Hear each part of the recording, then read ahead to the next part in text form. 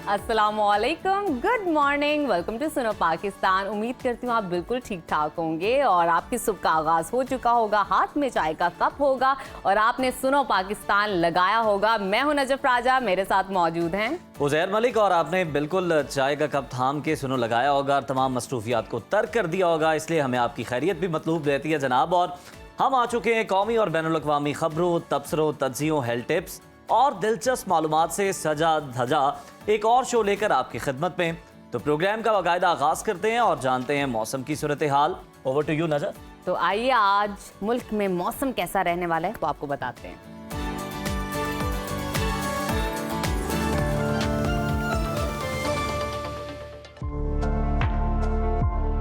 बात करते हैं मौसम की। मुल्क के बेशतर इलाकों में सूरज आग बरसाने लगा है। सिंध, जनूबी पंजाब और बलूचिस्तान में झुलसा देने वाली गर्मी ने शहरियों का बुरा हाल कर दिया है। ताहम गर्मी से परेशान शहरियों के लिए महकमा मौसमियात ने बड़ी खुशखबरी सुना दी है और 1 मई से बारिशें बरसाने वाला सिस्टम मुल्क में दाखिल होने की पेशगोई कर दी है। इस वक्त मुख्तलिफ शहरों में मौसम की क्या सूरत हाल है, आइए जानते हैं। सबसे पहले जिक्र करते हैं गिलगित बल्तिस्तान का, जहां मतला साफ और मौसम गर्म रहेगा। गिलगित में आज ज्यादा से ज्यादा दर्जा हरारत 34 और कम से कम 9 डिग्री रहने का इम्कान है। स्कर्दू की तरफ चलते हैं, वहां पर आज ज्यादा से ज्यादा दर्जा हरारत 26 और कम से कम 4 डिग्री रहने की तवक्को है। महकमा मौसमियात के मुताबिक आइंदा 24 घंटों के दौरान गिलगित बल्तिस्तान में मौसम गर्म और खुश रहने की तवक्को है। और अब नजर डालते हैं आज़ाद कश्मीर के मौसम पर, जहां गर्मी की शिद्दत में इजाफा होने लगा है। दारुल हुकूमत मुजफ्फराबाद में आज ज्यादा से ज्यादा दर्जा हरारत 41 और कम से कम 19 डिग्री रहने का इम्कान है। श्रीनगर की तरफ चलते हैं, वहां पर आज ज्यादा से ज्यादा पारा 31 और कम से कम 8 डिग्री रहने की तवक्को है। मौसम का हाल बताने वालों ने आइंदा 24 घंटों के दौरान आज़ाद कश्मीर में चंद मकामात पर बादल बरसने की पेशगोई की है। और अब आगे चलते हैं, आपके साथ शेयर करते हैं खैबर पख्तूनख्वा का मौसम, जहां बेशतर अजला शदीद गर्मी की लपेट में हैं। फूलों के शहर पेशावर में आज ज्यादा से ज्यादा दर्जा हरारत 41 और कम से कम 23 डिग्री रहने का इम्कान है। सवात की तरफ चलते हैं, जिसको पाकिस्तान का स्विट्जरलैंड कहा जाता है। वहां पर ज्यादा से ज्यादा टेम्परेचर 32 और कम से कम 60 डिग्री रहने की तवक्को है। महकमा मौसमियात के मुताबिक आइंदा 24 घंटों के दौरान खैबर पख्तूनख्वा के अक्सर अजला में मौसम गर्म और खुश्क रहने का इम्कान है। ताहम कुरम, वजीरिस्तान और गिरदो नवाब में बारिश मुतवक्के है। और अब रुख करते हैं सुबह पंजाब के मौसम की तरफ, जहां बेशतर अजला में झुलसा देने वाली गर्मी का राज है। लाहौर की बात करें तो वहां पर आज ज्यादा से ज्यादा दर्जा हरारत 40 और कम से कम 25 डिग्री रहने का इम्कान है। इस्लामाबाद की तरफ चलते हैं, वहां पर आज ज्यादा से ज्यादा पारा 38 और कम से कम 24 डिग्री रहने की तवक्को है। मुल्तान की तरफ रुख करें तो वहां पर आज ज्यादा से ज्यादा टेम्परेचर 44 और कम से कम 27 डिग्री रहने का इम्कान है। PDMA ने 30 अप्रैल से 4 मई तक पंजाब के बेशतर अजला में आंधी और गरज चमक के साथ बारिशों का अलर्ट जारी कर दिया है। और अब आपके साथ शेयर करते हैं सुबह बलूचिस्तान का मौसम, जहां बेशतर अजला में शदीद गर्मी की लहर बरकरार है। दारुल हुकूमत कोयटा का तस्करा करें तो वहां पर आज ज्यादा से ज्यादा टेम्परेचर 37 और कम से कम 18 डिग्री रहने का इम्कान है। महकमा मौसमियात ने आइंदा 24 घंटों के दौरान बलूचिस्तान के अक्सर इलाकों में मौसम गर्म और खुश्क रहने की पेशगोई की है। ताहम बारखान, योब और गिरदो नवाब में तेज हवाओं के साथ बारिश मुतवक्के है। और आखिर में हमेशा की तरह जिक्र करते हैं वादी मेहरान का, यानी कि सुबह सिंध के मौसम का, जहां सूरज कहर ढाने लगा है और क़यामत खेज गर्मी पड़ने लगी है। मुतादिद शहरों में टेम्परेचर 50 तक पहुंच गया है। कराची की बात करें तो वहां पर आज ज्यादा से ज्यादा दर्जा हरारत 39 और कम से कम 28 डिग्री रहने का इम्कान है। हैदराबाद की तरफ चलते हैं, वहां पर ज्यादा से ज्यादा दर्जा हरारत 45 और कम से कम 29 डिग्री रहने की तवक्को है। महकमा मौसमियात के मुताबिक आइंदा 24 घंटों के दौरान सिंध के अक्सर इलाकों में मौसम शदीद गर्म और खुश्क रहेगा, जबकि दिन के वक्त दर्जा हरारत मामूल से 60 डिग्री तक ज्यादा रहने का इम्कान है।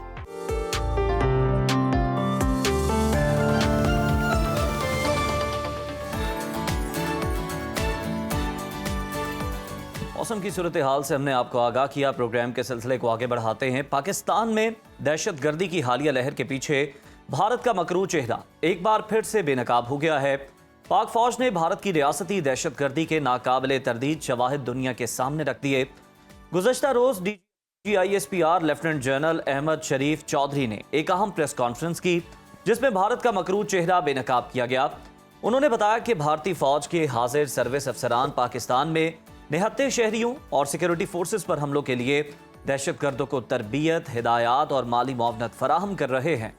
लेफ्टिनेंट जनरल अहमद शरीफ चौधरी ने भारतीय फौजी अफसरान और दहशतगर्दों के दरमियान होने वाली गुफ्तगू और चैट मीडिया के सामने पेश करते हुए बताया कि गिरफ्तार दहशतगर्द अब्दुल मजीद की भारतीय फौजी अफसरान के साथ बराह रास्त गुफ्तगू, माली लेन देन और राब्तों के शवाहिद हासिल कर लिए गए हैं। DGISPR ने यह भी इंकशाफ किया कि भारतीय मेजर संदीप ने यह एतराफ़ किया है कि वह बलोचिस्तान से लाहौर तक दहशतगर्दी की कार्रवाइयों में मुलव्वस है। 22 नवंबर को भारतीय हैंडलर सुखविंदर ने बम के हुसूल के लिए अब्दुल मजीद को हेडमराला के करीब एक जगह की निशानदही की, जहां से उसने तबाहशुदा ड्रोन और IED हासिल की। 30 नवंबर को अब्दुल मजीद ने जलालपुर जट्टा में फौजी गाड़ी को निशाना बनाया, जिसके नतीजे में पाक फौज के 4 जवान जख्मी हुए। इस हमले के बदले अब्दुल मजीद को 6,56,000 रुपए अदा किए गए।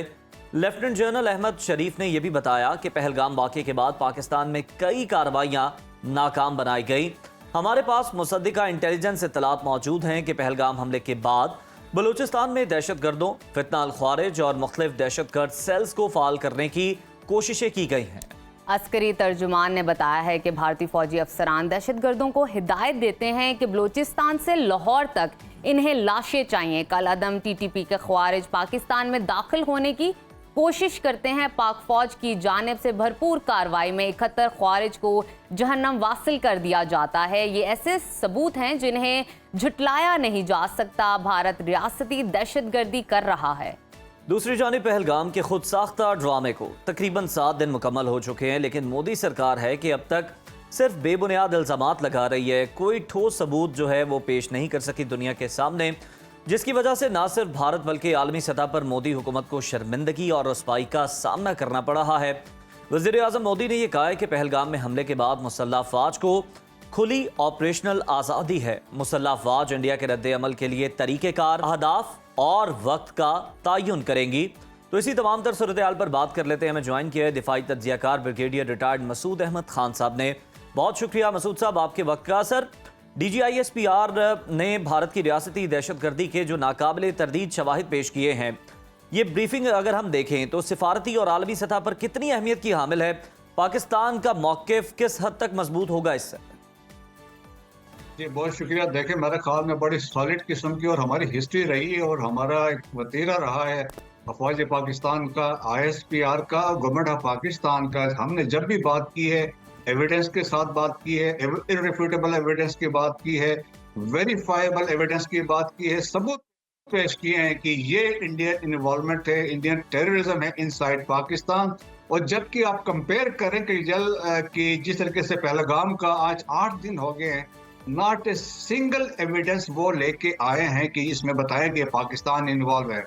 जो ब्रीफिंग उन्होंने दी 100 डिप्लोमेट्स को बुला के, उन्होंने कहा बेस्ड ऑन पास्ट पैटर्न हम समझते हैं पाकिस्तान ने कराया। अब दुनिया भर में जो कंसेंसस डेवलप हुआ है, आप देखें न्यूयॉर्क टाइम्स ने 3 आर्टिकल लिखे हैं इसके ऊपर। इकोनॉमिस्ट का भी एडिटोरियल छपा है, उन्होंने उस पर भी कहा है कि इंडिया एविडेंस दे फिर कोई आगे एक्शन की बात करें। और उन्होंने ये उनको एडवाइस किया है कि आप अपने ट्रेड पे तवज्जो दें, सबूत आपके पास कोई नहीं है। और सेम आर्टिकल एक छपा है रिसेंटली न्यूयॉर्क टाइम्स में भी, उन्होंने भी कहा है नो एविडेंस। तो उन्होंने कहा इस पे एडवाइजेबल नहीं है। सो द कंक्लूजन्स क्या है कि इंटरनेशनल कम्युनिटी, जो इंटरनेशनल लीडरशिप है, वो इंडियन जो नैरेटिव है उसको बाई नहीं कर रहे हैं। सेकंड, इंटेलिजेंसिया भी नहीं मानती है, मीडिया ने भी इसको रूल आउट कर दिया है, कोई सबूत नहीं है, it is a war hysteria जो क्रिएट कर रहे हैं। फोर्थ, जो पब्लिक ओपिनियन है इंटरनेशनली, इवन इंडिया के अंदर भी सवाल उठने शुरू हुए हैं कि भाई आप पहले सबूत दें तो फिर उसके बाद आगे चलें। सो उनका नहीं है, तो उन्होंने एक सिचुएशन एक बिल्डअप की हुई अगेंस्ट पाकिस्तान। बिल्कुल मसूद साहब, ये तो आपने बिल्कुल ठीक कहा है कि भारत के पास कोई शवाहिद नहीं है, कोई एविडेंस नहीं है, ना एलिबा है, लेकिन सिर्फ शोर मचा रहे हैं और कार्रवाई भी इनकी तरफ से हुई है। ये भारत का मकरू एजेंडा है कि पाकिस्तान में कत्लो गारत करो और फिर उसी को दहशतगर्द साबित कर दो। आलमी बरादरी मोदी सरकार की इस दोहरी पॉलिसी को किस तरह देखती है, कैसे एनालाइज करते हैं आप इस चीज़ को? जी हाँ, देखें कि अभी तो इंडिया एक्सपोज हो चुका है। एक तो पहले हम पे कहते रहे कि पाकिस्तान के अंदर टेररिज्म करवा रहा है, 5 डोजेस हमने जमा करवाए इंटरनेशनल कम्युनिटी को, यूएन सिक्योरिटी काउंसिल को, यूनाइटेड स्टेट्स को, यूरोपियन यूनियन को, ओआईसी को। लेकिन फिर जब ट्रांसनेशनल रिप्रेशन में ये इन्वॉल्व हुए, जब सिखों के असैसिनेशन उन्होंने स्टार्ट की, कनाडा में हरदीप सिंह नजर का और गुरपंत सिंह पन्नू का जो अभी केस चल रहा है न्यूयॉर्क में, अवतार सिंह खांडा को उन्होंने मारा इंग्लैंड में, और परमजीत सिंह पंजवर को लाहौर में असैसिनेट किया, और 22 कश्मीरी हैं, गार्डियन ने इस पर स्टोरी की, जो पाकिस्तान के अंदर मारे गए थे। तो ये एक्सपोज हुए। लेकिन एट टाइम देखे कि इंटरनेशनल कम्युनिटी में कौमें या नेशंस हैं जो अपना इंटरेस्ट भी देखती हैं, एट टाइम चीज़ें वो इग्नोर करती हैं। तो अमेरिका और या दूसरे वेस्टर्न कंट्रीज ने कुछ ऐसा वाकया पीछे हुए हैं कि इन्होंने चाइना की वजह से इंडिया को एक किस्म की रिलैक्सेशन दी थी। लेकिन अभी जिस तरीके से अभी लग रहा है कि सिंस वो एक्सपोज हो चुके हैं, तो वो अभी बहुत कुछ करके खुल के नहीं कर सकते कि वो इंडिया को सपोर्ट करें, क्योंकि इससे ये है कि अगर ये बदमाशी जारी रही, ट्रांसनेशनल रिप्रेशन हुआ, तो इंटरनेशनल हर मुल्क पे ये कार्रवाई स्टार्ट करेगा। तो मेरे ख्याल में रियलाइजेशन है दुनिया में हर तरफ से कि ये इस तरह के वाकयात में इंडिया इन्वॉल्व है। देखे ना, एस्पिनाज में ये इन्वॉल्व है, जो कतर में जाके दे वर स्पाइंग फॉर इजराइल, और फास्ट फ्लैग ऑपरेशन के तो समझ ले कि ये तो फाउंडर्स हैं दुनिया भर में, ये है स्टेज इनकाउंटर, स्टेज रिकवरीज करते हैं। EU लैब ने इनको एक्सपोज किया, 750 फेक मीडिया आउटलेट्स हैं। तो टेररिज्म के तो ये मास्टर्स हैं और they are exporting terrorism across the globe.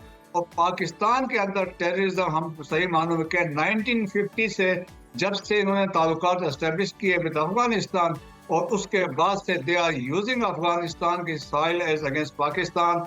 और एक किताब है माय एनिमीज एनिमी, तो वहाँ पे लिखा, उनके फॉरेन सेक्रेटरी ने कहा कि ललित मानसिंह ने कि टू काउंटर बैलेंस पाकिस्तान हमने we started using Afghan soil to fix Pakistan, और फिर अफगानिस्तान ने इनकी भरपूर मदद। जी बिल्कुल, हमने देखा भी कि जो अफगानी सरजमीन है अफगानिस्तान की, वो इस्तेमाल होती है पाकिस्तान के खिलाफ, और किसकी इमाम पर होती है पूरी दुनिया को पता है। सर, भारतीय मीडिया ये दावा कर रहा है कि पहलगाम हमले के बाद भारतीय वज़ीर आज़म ने मुसल्लह अफवाज को खुली ऑपरेशनल आज़ादी दे दी है। वफाकी वज़ीर इत्तलात कहते हैं कि भारत अगले 24 से 36 घंटे में पाकिस्तान के खिलाफ कोई फौजी कार्रवाई कर सकता है, ये इम्कान है। क्या भारत पाकिस्तान के खिलाफ फिर किसी मुहिम जोई की गलती या हमाकत कर सकता है जो उसके साथ हुआ है माजी में? हम खुल के इंतजार कर रहे हैं, वो कब आते हैं, कैसे आते हैं, कहाँ आते हैं, हम उनको वेलकम करेंगे, आए फिर देखेंगे फिर क्या होता है। That is one thing. और सेकंड इम्पोर्टेंट ये है कि किस पॉसिबिलिटी हम रूल आउट नहीं कर सकते हैं, कुछ ना कुछ तो होगा, क्योंकि फेस सेविंग उनको चाहिए।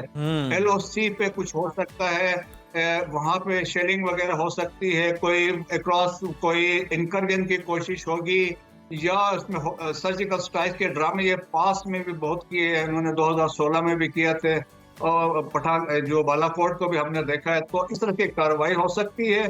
पाकिस्तान ने भी अपने टारगेट सेलेक्ट किए हैं। We are ready right from Skardu से लेके पसनी कराची तक, हम तैयारी की हालत में है कि हम उनको आने दें, फिर आएंगे तो जाएंगे हमारी मर्जी से। और चाय पी कर जाएंगे। मसूद साहब, आपसे जानना चाहूंगी, जैसे कि कुछ देर पहले आप तस्करा कर रहे थे कि भारत खित्ते में दहशतगर्दी बरामद करने वाला सबसे बड़ा मुल्क है, जिसके नाकाबिले तरदीद सबूत हमारे सामने आ चुके हैं, पूरी दुनिया के सामने आ चुके हैं। क्या आलमी बरादरी इखलाकी जिम्मेदारी का मुजाहिरा करते हुए भारत को रियासती दहशतगर्द करार देगी? आपको क्या लगता है? जी हाँ, देखें कि जिस तरीके से कनाडा ने स्टैंड लिया, जैसे ट्रूडो ने स्टैंड लिया, उस वक्त 5 आइस कंट्रीज आपको याद हो, उन्होंने मिलकर स्टैंड लिया, क्योंकि उन्होंने इंटेलिजेंस शेयर किया था, इंडियन इन्वॉल्वमेंट को कंफर्म किया था। लेकिन अब ये मजबूरी अब हो गई है कि अब वो इससे अपना चेहरा या पीछे नहीं हो सकते हैं। जेक सैलिवन उस वक्त नेशनल सिक्योरिटी एडवाइजर थे पिछले एडमिनिस्ट्रेशन में अमेरिका में, तो he said regardless of the country we will defend our principles, हम उस पर कोई कंप्रोमाइज नहीं करेंगे, इनको इंडिया को हम एक्सपोज करेंगे। So they have asked for विकास यादव जो रा का ऑपरेटिव था जिसने निखिल गुप्ता को यूज किया टू असैसिनेट पन्नू, तो उसमें अभी है। तो मेरा ख्याल में अभी देखें ना, सोशल मीडिया का दौर है कि आपसे सवाल होंगे, आप छुप नहीं सकते। बिल्कुल सही बात है। ब्रिगेडियर साहब, भारतीय फौजी अफसरान के ये अल्फाज हैं कि उन्हें पाकिस्तान में लाशें चाहिए। क्या ये अक़वाम मुत्तहिदा के चार्टर की खुली खिलाफ वर्जी नहीं है, और क्या जंगी जराइम के ज़ुमरे में नहीं आता? और क्या इस बुनियाद पर आलमी अदालत इंसाफ की हम बात करें, इंटरनेशनल कोर्ट ऑफ जस्टिस की, भारत के खिलाफ बाज़ाब्ता मुकदमा दायर किया जाना चाहिए? आप समझते हैं इस पर? बिल्कुल हो सकता है। देखें कि हम 5, जिस तरह मैंने बताया कि 5 डोजियर जमा करा चुके हैं, एक छठा हमें और जमा कराना चाहिए, और एक सॉलिड केस बनता है। ये मेजर साहब जिस तरह बता रहा था कि बलूचिस्तान से लेकर लाहौर तक वो उसका एरिया ऑफ इन्फ्लुएंस हम ये कर सकते हैं। तो हम देखें कि हमने जो पिछले डोजियर जमा कराए उसमें बाय नेम बंदों के नाम दिए थे कि ये लोग इन्वॉल्व हैं। तो हमने कोई भी चीज़ से हवा में नहीं मारी, हमने एविडेंस के साथ दी है। जिस तरीके से APS पे जो पेशावर पे हमला हुआ, उसमें एक अंगोरा अपाजी शामिल था, वो जलालाबाद में बैठ के he was in contact with the attackers जो APS पे हमला कर रहे थे। सिमिलरली सराय राजस्थानी पे जब हमला हुआ मस्तूम में, इलेक्शन रैली जब वो जलसा कर रहे थे, तो वो एक गोविंदा पटनायक था, वो स्पिन बल्लक में बैठा था, आप समझ ले 5 किलोमीटर फ्रॉम चमन गेट, तो वो वहां से कंट्रोल कर रहा था। एक और भी है, वेनू है, बहुत सारे 4 बंदे हैं for violating 1267 charter of United nation, उनकी इन्वॉल्वमेंट है। तो इंडिया देखे कि इंडिया तो अभी एक्सपोज हो, अभी देखेंगे 2018 में ये ब्रास बनी थी इंडिया में, तो इंडियन एम्बेसी में कर्नल राजेश था, $700 मिलियन लगा के उन्होंने ब्रास बनाई थी, जिसमें तमाम बलोच टेररिस्ट ऑर्गेनाइजेशन को जमा किया।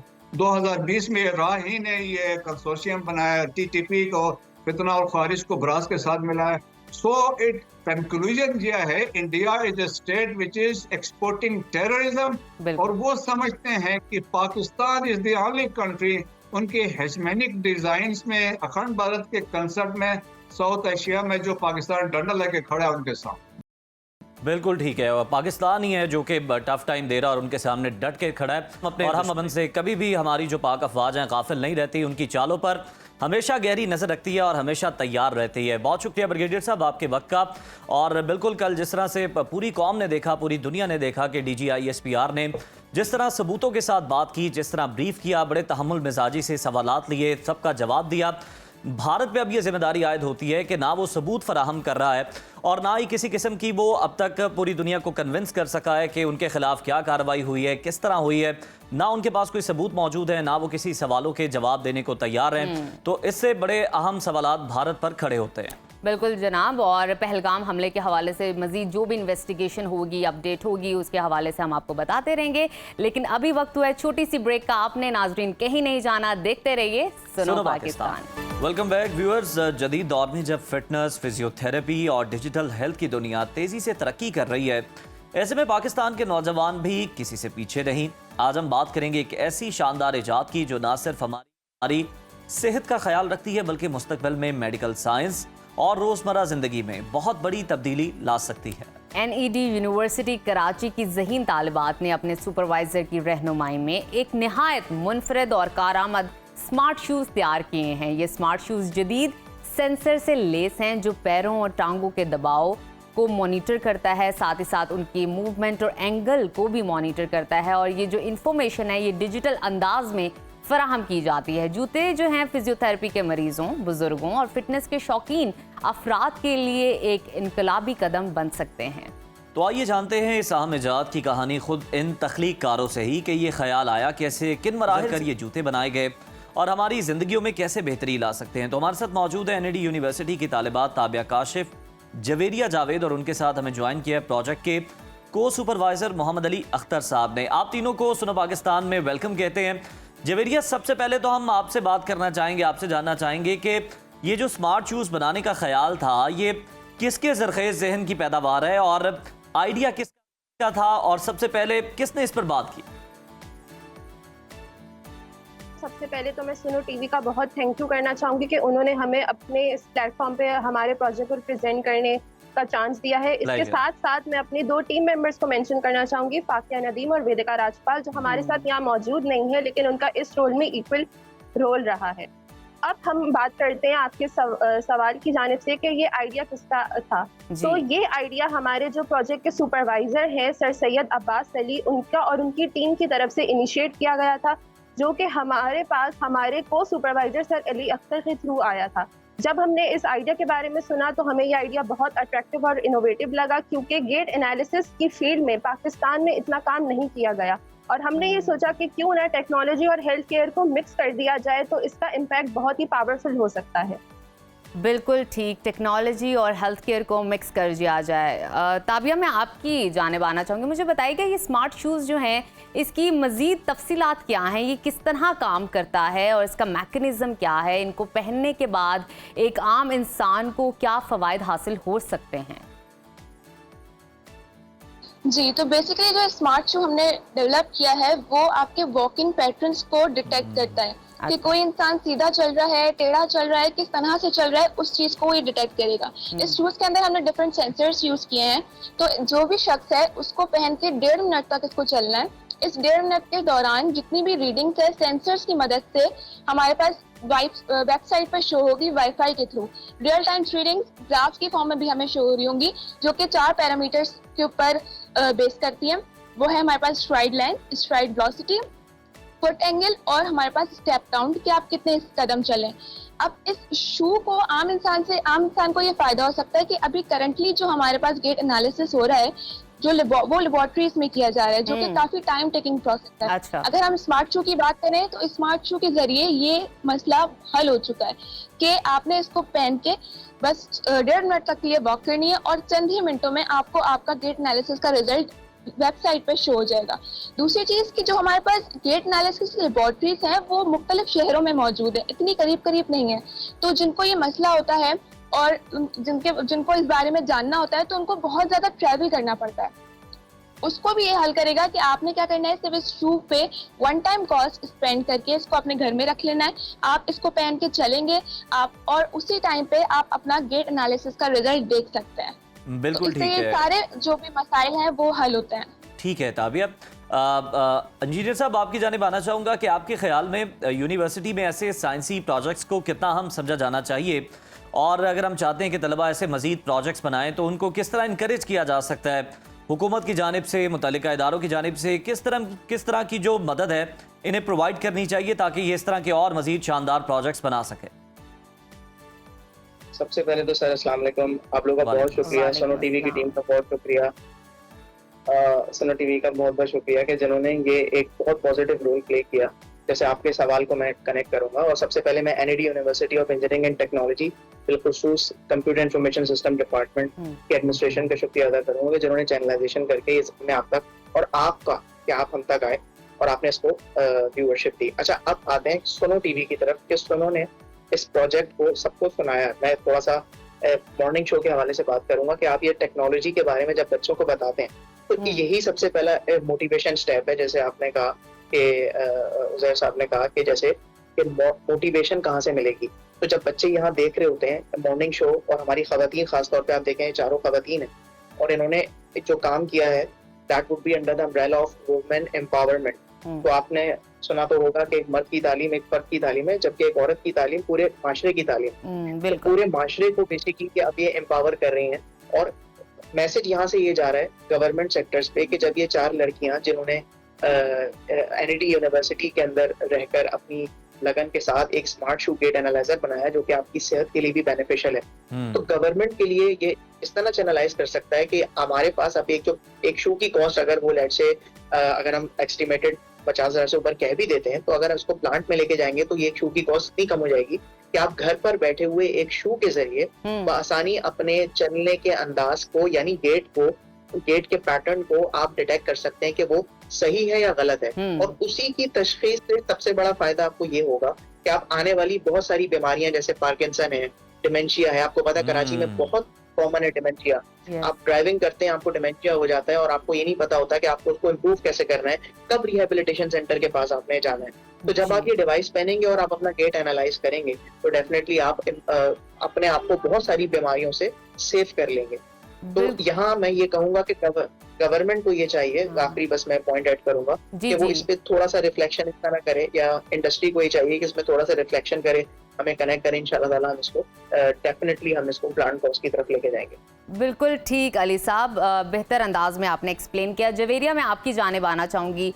जब भी आप कोई प्रोजेक्ट करते हैं, किसी डेस्टिनेशन तक पहुँचना चाहते हैं, कोई मरहला सर करते हैं, तो हमेशा बीच में बहुत सारे मसाइल आते हैं, बहुत सारे चैलेंजेस आते हैं। आपको ये प्रोजेक्ट कंप्लीट करने में कौन से चैलेंजेस का सामना करना पड़ा और आपने उसको हल कैसे किया, आपकी टीम ने कैसे हल किया? जी, तो प्रोजेक्ट में ऑफ कोर्स चैलेंजेस बहुत सारे आए थे, लेकिन सारे चैलेंजेस को हमारे टीम वर्क ने ही ओवरकम किया है। हमारे पास जो सबसे बड़ा चैलेंज ये आया था कि डेटा एक्यूरेसी का।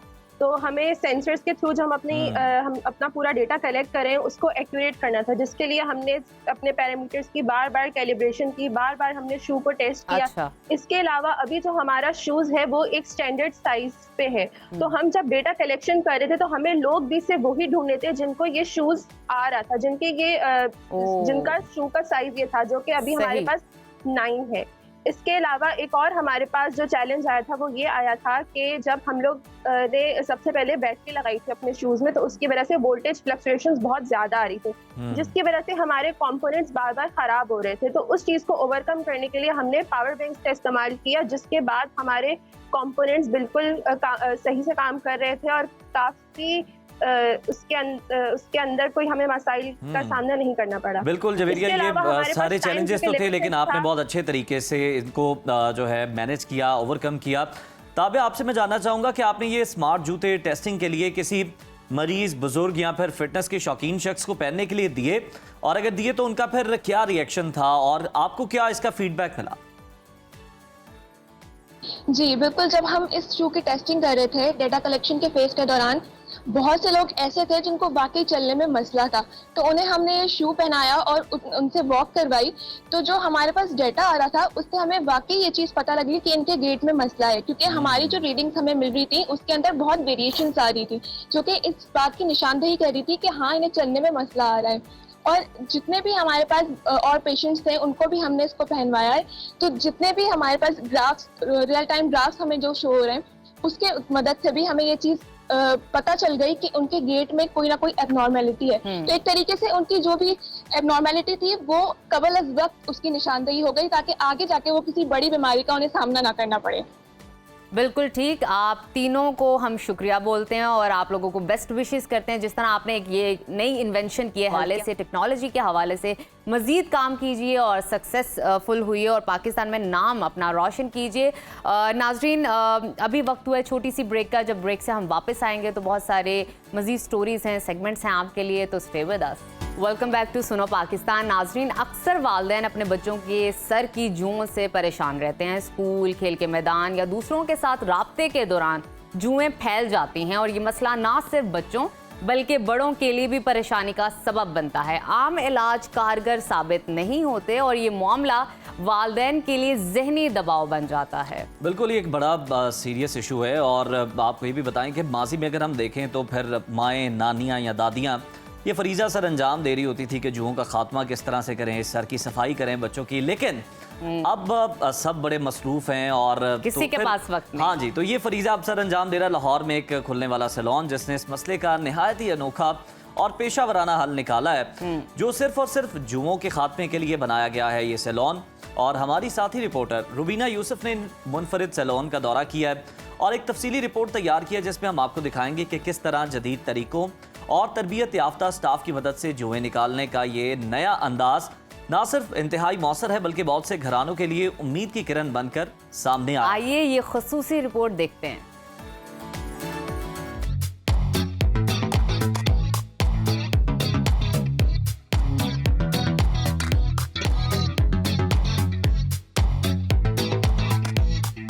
अस्सलाम अस्सलामुअलैकुम, a very good morning and you are watching Suno Pakistan. आज हम मौजूद हैं लाइस फ्री सैलून में, यानी जुओं का मसला बहुत बढ़ चुका है, जिससे न सिर्फ बच्चे बल्कि बड़े भी परेशान हो जाते हैं। और कहा जाता है कि स्पेशली ये जो जुएँ हैं ये स्कूल गोइंग बच्चों में बहुत ज़्यादा होती हैं कि एक बच्चे से दूसरे बच्चे में मुंतकिल हो जाती हैं। और यहाँ पर एक सैलून ओपन हो चुका है जो बच्चों की हेड को साफ़ करता है।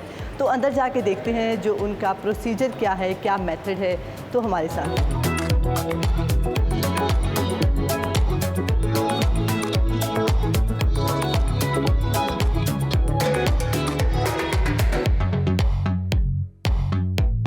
मेरे साथ एक मदर मौजूद हैं जो कि अपनी बेटियों को यहाँ पर लेकर आई हुई हैं। उनसे बात कर लेते हैं। अस्सलाम वालेकुम, कैसी हैं आप? अल्हम्दुलिल्लाह बिल्कुल ठीक हूँ। आप कैसे बच्चे हैं? इतना रो रहे हैं कि मुझे खुद ऐसे लग रहा है खौफ के पता नहीं कितना पेनफुल ये है। इशू मेरे साथ बहुत पहले से था। I have 3 daughters. फर्स्ट जो हैं वो स्कूल गोइंग हैं एंड आपको पता है स्कूल से बच्चे ये चीज़ लेके आ जाते हैं।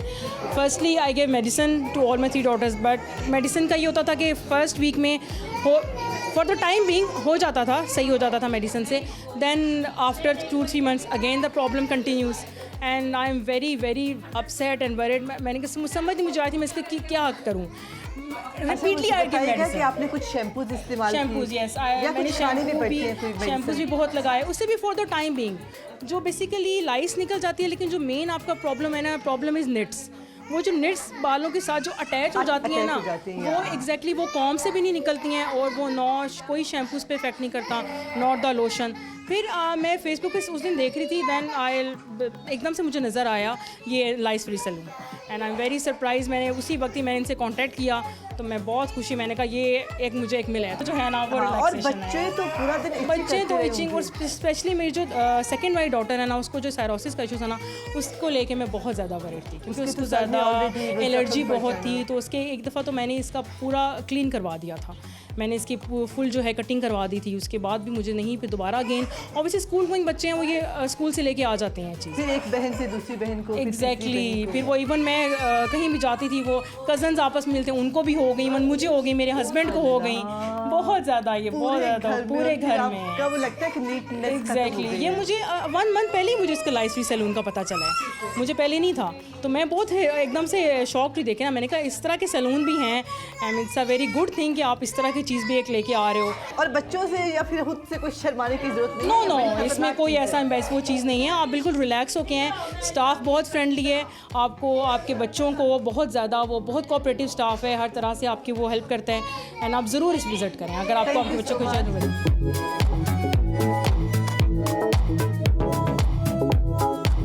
आप कैसी हैं? ठीक हूँ। इतना रो क्यों रही थी आप? दर्द हो रही थी। कितना दर्द था? इंजेक्शन से ज़्यादा? ज़्यादा। इंजेक्शन कभी लगा आपको? इंजेक्शन का इतना दर्द होता है, तो ये तो कुछ भी दर्द नहीं था। अभी आपका बिल्कुल साफ हो गया हेयर। हाँ। अच्छा, जब वो एक जो ऐसी जुमे थी आपको, तो आपको इची होती थी सर में? नहीं। खारिश नहीं होती थी? नहीं। खारिश होती थी? होती थी। खारिश होती थी ना? हाँ। अब खारिश नहीं होगी, नहीं। है ना? तो अब आप खुश हैं? हाँ। तो फिर आप रो क्यों रही थी? अब तो आप नहीं रोएंगी ना? नहीं। चलिए वादा करो कि अब आप नहीं रोएंगी। नहीं रहूँगी। और आप अपनी मामा का थैंक्स करें कि वो आपको लेकर आई, आपके हेयर साफ करवाएं। हाँ। ठीक है? ठीक है। आप कैसी हैं? मैं ठीक। यहाँ पर आपको क्यों लेकर आए हैं? सर पे जुए इसलिए। सर में जुमे है इसलिए। अच्छा, कितनी खारिश होती है आपको? थोड़ी सी, अब नहीं होती। अच्छा, लेकिन आज आपका ये जो है हेड साफ हो जाएगा तो फिर आप खुश होंगी? जी। अस्सलाम वालेकुम। वालेकुम सलाम। कैसी हैं आप? ठीक हूँ। आप किस तरह से आप बच्चों की खिदमत कर रही हैं आप? अच्छा, मुझे बताइए कितने साल हो गए हैं आपको ये जुमे निकालते हुए लोगों की? मुझे अभी 1 मंथ हुआ है। अच्छा, 1 मंथ हुआ है और मैंने देखा है कि आप ऐसा लग रहा था जैसे आप एक्सपर्ट हो चुकी हैं। तो घर पर आपने प्रैक्टिस की निकालने की? नहीं। आपने खुद से सीखा यहाँ आकर? नहीं। आप जब आप बहुत छोटी थी तो आपकी मदर आपकी निकालती थी? जी। है ना, निकालती थी और साथ में मार भी पड़ती थी। जी। बच्चे नहीं बैठते अपनी मामा के पास, तभी उनकी जुमे बहुत बढ़ जाती हैं। अच्छा, अगर हम थोड़ी सी प्राइस की बात करें तो किस तरह से हैं इनके? अकॉर्डिंग टू चार्जेस होते हैं। अच्छा, उनकी लेंथ। अच्छा, लेंथ अकॉर्डिंग टू लेंथ। और जो स्टूडेंट अगर अपना दिखाएगा उन्हें स्टूडेंट कार्ड, तो उसकी वजह से 10% डिस्काउंट मिलेगा। ऑफ। ठीक है। और अच्छा, आप दिन में कितने कस्टमर्स हैंडल करती हैं? काफ़ी ज़्यादा आ जाते हैं। थक जाती हैं? वैसे तो आपने बड़ा अच्छा नेल पेंट लगाया हुआ था और जुमे निकाल रही थी आप। अल्लाह।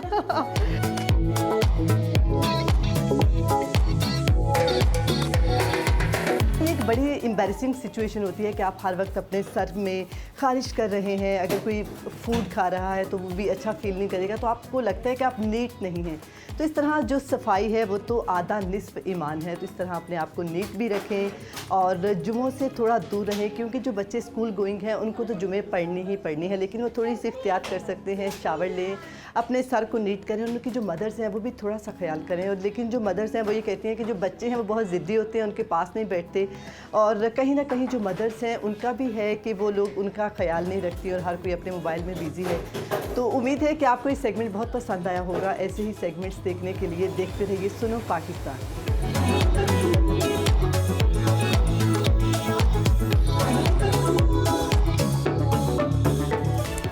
तो नाज़रीन, ये आपने एक मज़ेदार किस्म का पैकेज देखा है। अब बच्चे जो हैं जब स्कूल से वापस आते हैं तो वो तालीम के साथ जुएं भी साथ लाते हैं। जुएं जो हैं आपका खून चूसती हैं, और अब आपके पास एक ऐसी जगह है जहाँ पे आप अपने बच्चे ले जाकर जुएं निकलवा सकते हैं, ताकि उनका सर भी साफ हो जाए और मजीद हर जगह ना जुएं हो जाए। सर के अलावा वो जो कहा जाता है ना, मुहावरतन हम कहते हैं कानों पे जूं रेंगना। तो मेरा ख्याल है सर के साथ साथ जो कानों की भी है ना वो भी सारी खत्म हो जाएंगी। तो बड़ा अच्छा और बेहतरीन और एडवांस हल है जो कि सैलून की जानिब से निकाला गया है। तो अगर आप भी मुस्तफीद होना चाहते हैं तो मेरा ख्याल है कि बजाय आप बच्चों के बिल्कुल ही बाल जो हैं कटवा दें और जिसे कहा जाता है ना गंज करवा देना, टिंट करवा देना बच्चों की, परेशान वो ना करवाएं। आप इस जगह पर जाएं और उनका बेहतरीन हल निकलवा लें आसानी से। इसी के साथ लेते हैं एक break. Stay with us. Programme में एक बार फिर से आपको खुशामदीद कहते हैं। बात कर लेते हैं मोदी सरकार की जारहियत की।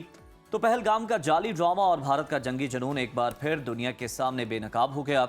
मोदी सरकार की जानिब से फॉल्स फ्लैग ऑपरेशन के जरिए पाकिस्तान पर इल्जामात की पुरानी चाल इस बार बुरी तरह पिट गई है। ये फर्क है, और पाकिस्तान ने ना सिर्फ भारतीय झूठ का पर्दा चाक किया बल्कि हर महाज पर दुश्मन को भरपूर जवाब दिया।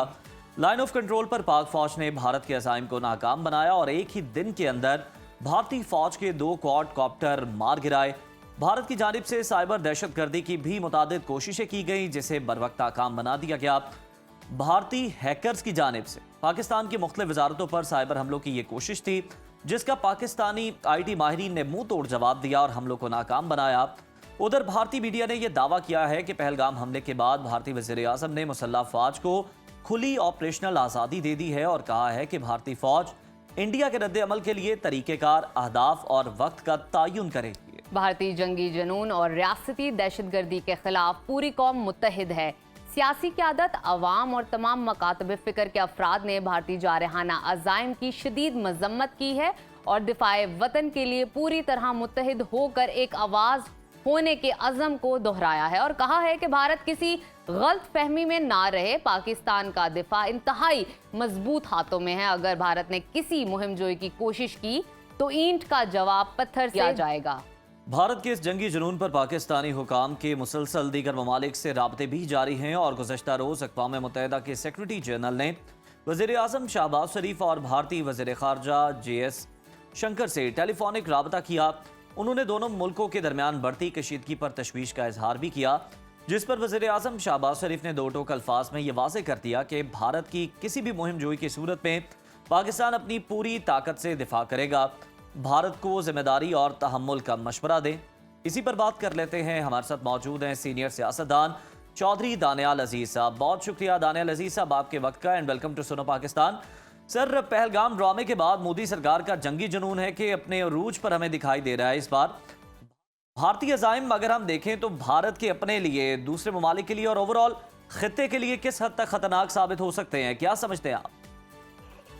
जी, मेरे ख्याल में ये कशीदगी तो बड़ी भी है, इसमें कोई शक नहीं है, लेकिन अगर माजी के जो मुख्तलिफ किस्म के वाक़यात हुए हैं उनको देखा जाए तो फिर तो इंडिया बहुत पीछे पड़ गया है। उसकी वजह यह है कि पाकिस्तान को ब्रैकेट करने की कोशिश की गई थी अफगानिस्तान के साथ। हमेशा साउथ एशिया के बारे में, इंडो पाक रिलेशन के बारे में बात होती थी, इंडो पाक टेंशंस की बात होती थी, तो नया एक हाइफनेशन निकाली गई, उसको एफपैक कह दिया।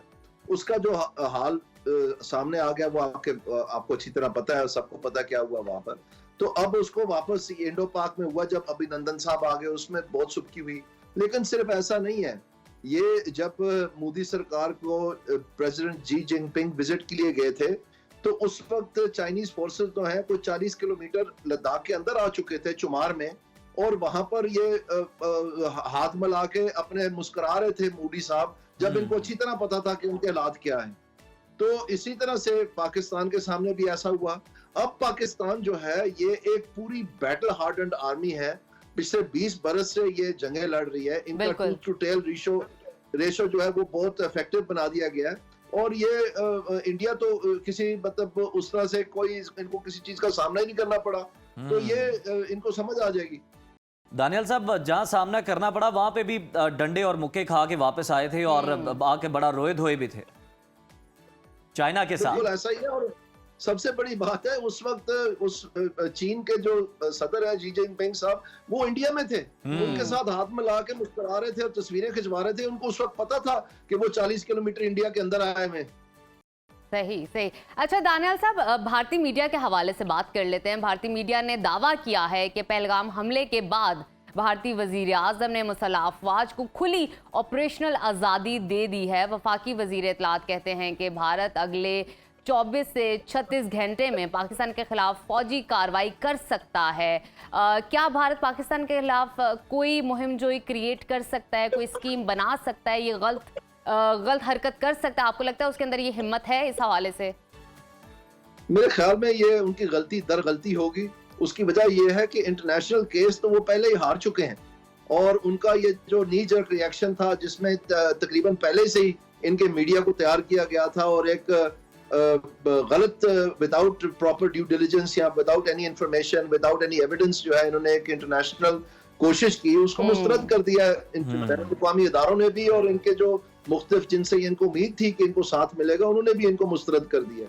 तो मैं समझता हूँ कि ये तो पहले ही बैक फुट पे चले गए। लेकिन इसमें कोई शक नहीं कि कुछ ममालिक जो है, जैसे कि वाज़ेह तौर पर पहले भी इजराइल मुंसलिक रहा है इंडिया के साथ, पाकिस्तान के मशवरे में रहा है पाकिस्तान के ऊपर जब भी कोई कार्रवाई करनी हो, वो बहुत ख्वाहिशमंद है, क्योंकि उनका जो रीजनल पर्सपेक्टिव है सारा ईरान तक, उसमें पाकिस्तान का पड़ोस मुल्क है, वो जो अभी नेगोशिएशन वगैरह चल रही हैं, तो वो अल्टीमेट प्रेशर लाना चाहती हैं मुस्लिम कम्युनिटी के ऊपर, जो ग्लोबल कम्युनिटी है, कि वो किसी किस्म का जो है ना सोच विचार ना करे, और बड़ी देर से पाकिस्तान के बारे में ख्वाहिशमंद है कि कोई ना कोई किसी तरह ठेस पहुंचाए।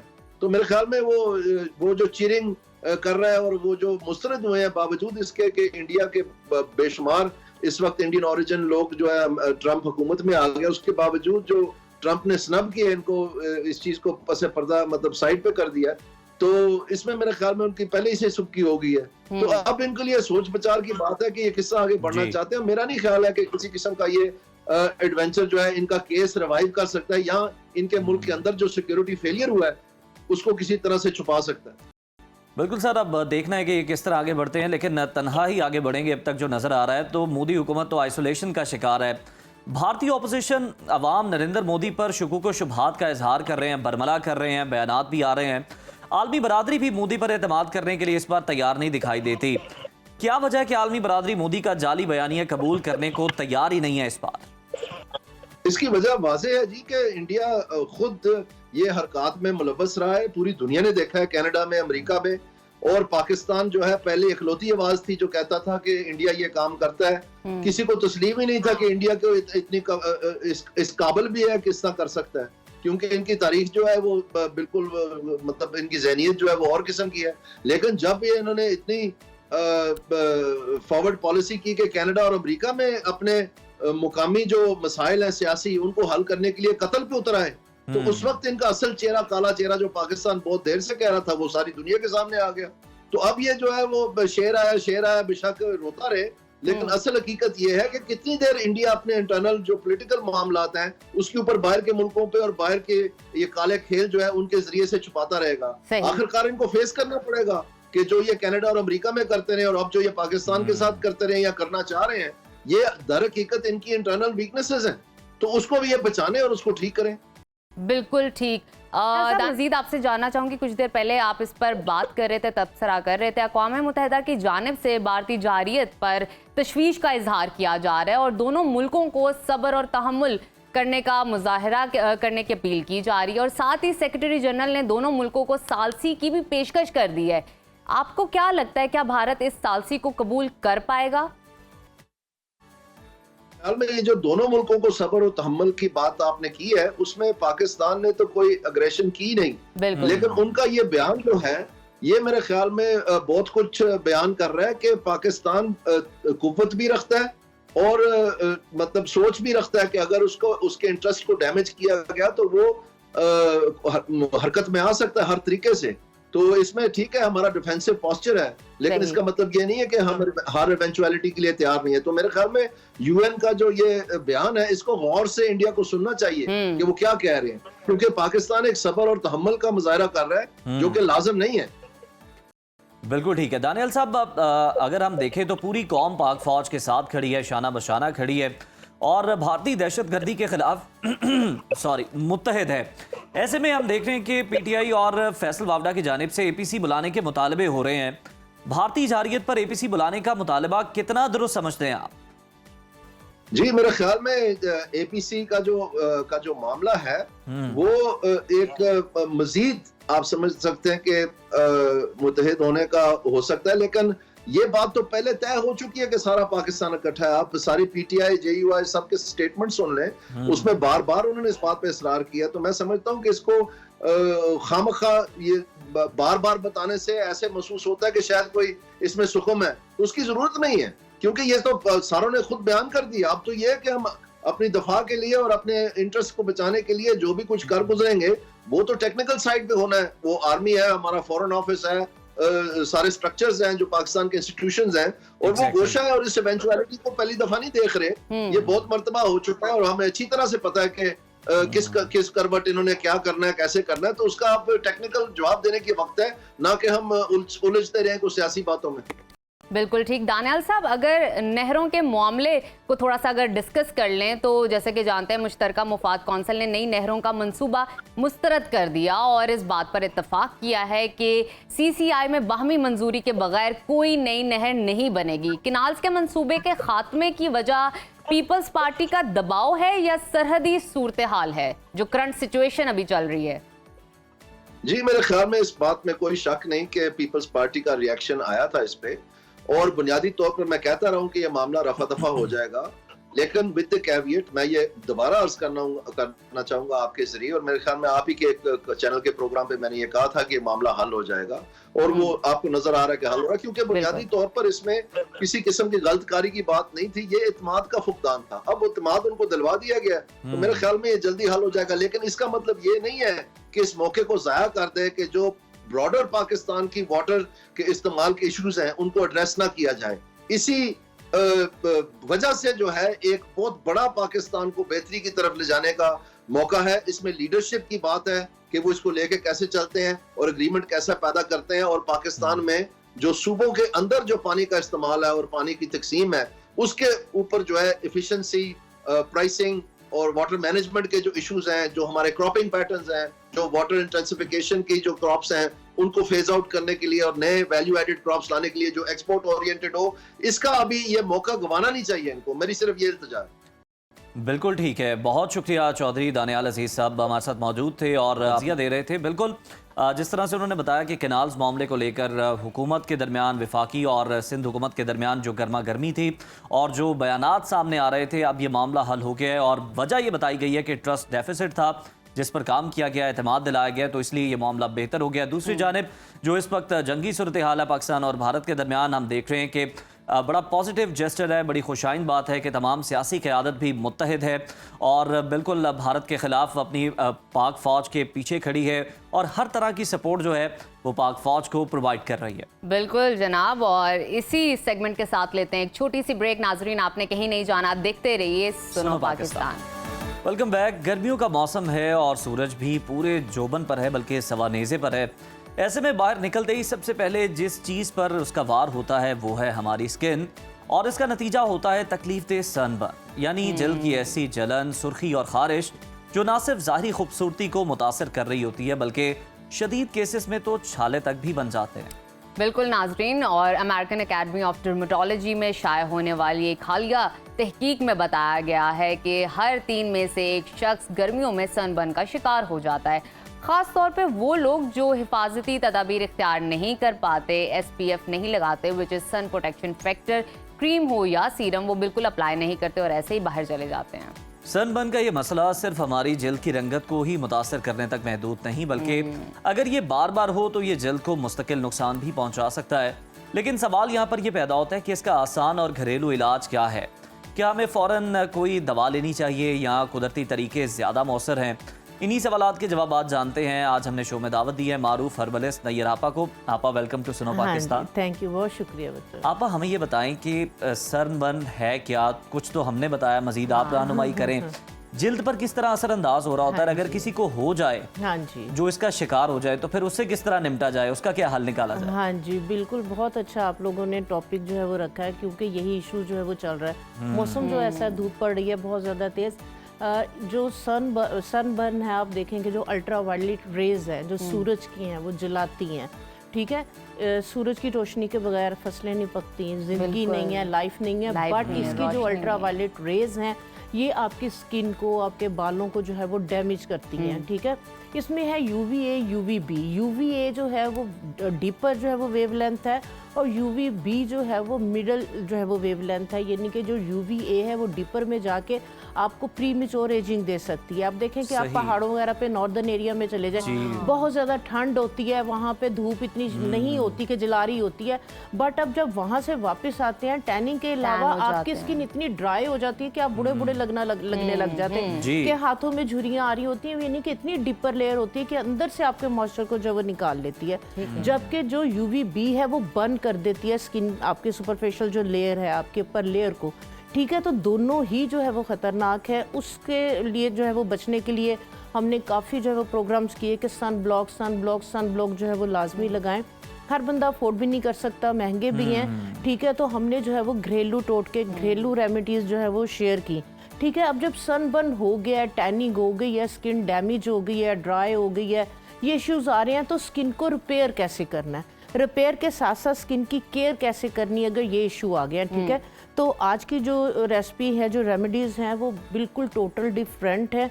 आप अगर जाते हैं मेडिकल स्टोर पे या अगर आप कॉस्मेटिक शॉप पे जाते हैं तो ये चीज़ें बहुत ज़्यादा काउंटर पे महंगी होती हैं। अच्छी वाली तो स्पेशली महंगी है, सस्ती वाली जो ब्रांड्स हैं बहुत ज़्यादा महंगी। इन सब चीज़ों का जो सन बर्न हो जाता है, चाहे सन ब्लॉक लें और सन बर्न हो गया, उसको ट्रीट करने के लिए जो एक मेन इंग्रेडिएंट है वो है जिंक ऑक्साइड। जिंक ऑक्साइड आप देखें, बच्चों का नेपी रैश तक हो जाता है, उसके अंदर भी जो एक मेन इंग्रेडिएंट होता है वो जिंक ऑक्साइड होता है, ठीक है। काफ़ी महंगी जो है वो, मैं नाम नहीं लूँगी किसी भी क्रीम का, बहुत ज़्यादा एक्सपेंसिव जो है वो क्रीम है और लोग मजबूर होते हैं लेने के लिए, क्योंकि वो वाकई इफेक्टिव है और स्किन को रिपेयर कर रही होती हैं, ठीक है। जो इश्यूज़ हैं उसको जो है वो ख़त्म कर रही होती।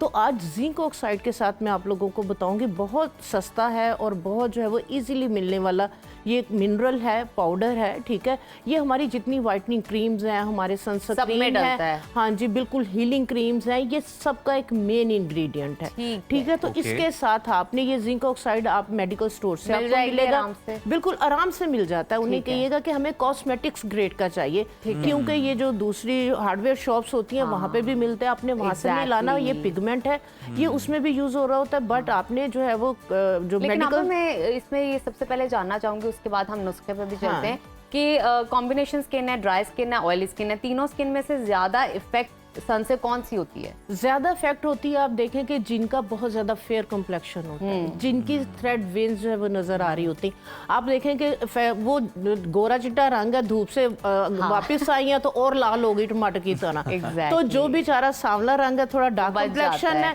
तो उसको पिंपल भी निकल आए ना आपा, वो कलर फिर बच जाता है। इसलिए जो मेलानिन पिगमेंट है, जो आपकी स्किन को कलर देता है, ये आपका मुहाफिज है, ये आपकी स्किन को प्रोटेक्ट करता है UVA से, UVB से, और हम इसी को जो है वो ब्लीच कर करके और क्रीम में केमिकल वाले लगा के इसको निकाल रहे हैं। और यूरोप के अंदर आप देखें, टैनिंग होने के लिए, टैन होने के लिए सन बाथ लेते हैं, क्योंकि ये इवॉल्व होता है धूप के अंदर।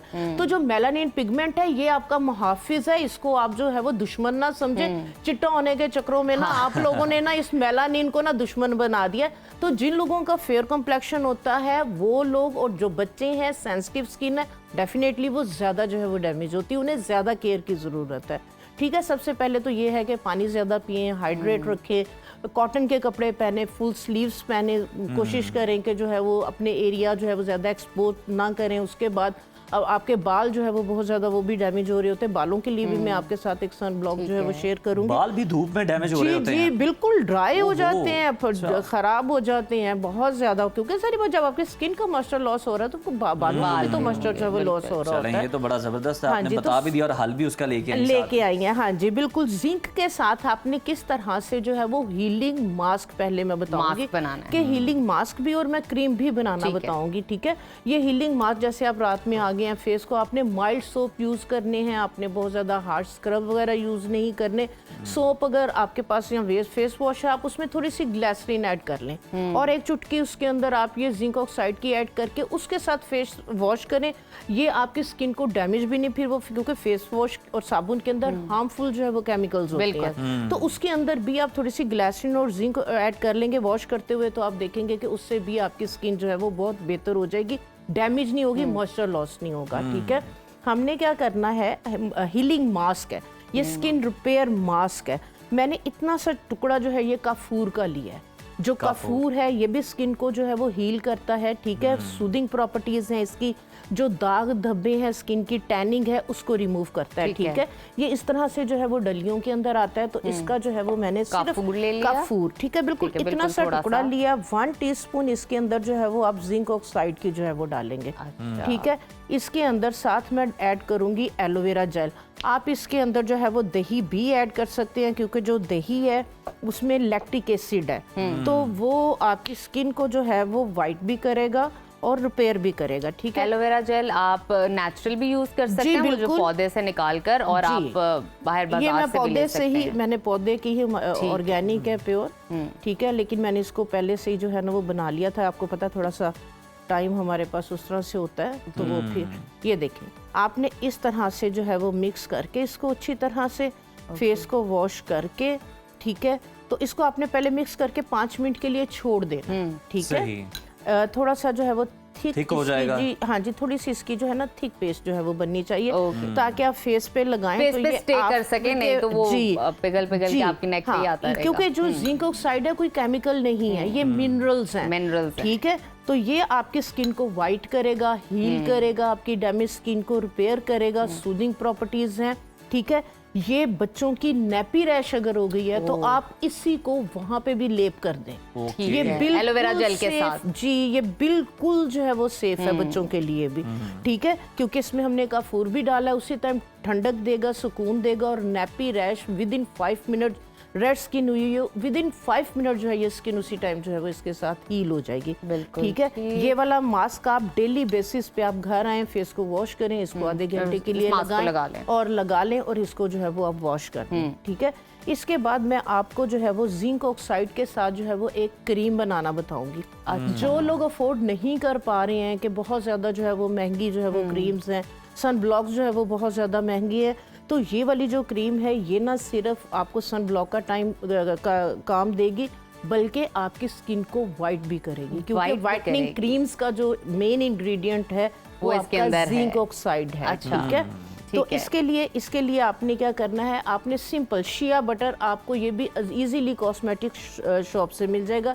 शिया बटर नहीं मिले तो कोकोनट ऑयल, कोकोनट ऑयल आप जो है वो, क्योंकि कोकोनट ऑयल भी यूवी से आपको प्रोटेक्ट करता है, तो आप थोड़े से कोकोनट ऑयल के अंदर आप थोड़ा सा जिंक ऑक्साइड और एक विटामिन ई का कैप्सूल, क्योंकि विटामिन ई भी प्रोटेक्ट करता है सन रेज से, तो आप इसको मिक्स करके इस तरह से क्रीम बना के रख लें। ये आपकी क्रीम खराब होने वाली नहीं है। और ये कितने दिनों तक चलेगी? ये आप अपनी महीने के लिए बना ले, खत्म हो जाए फिर और फ्रिज में रख, फ्रिज में इसको आप रख लें। ये आप अपने फेस पे, अपने नेक पे, अपने हाथों पे, बाजुओं पे सस्ती तरीन की क्रीम है, और आपने खुद बनाई है। खुद बनाया, आपको पता है इसके अंदर है क्या, कुछ केमिकल नहीं है जी। तो आप इसको जो है ना वो अपने फेस के ऊपर लगाएं।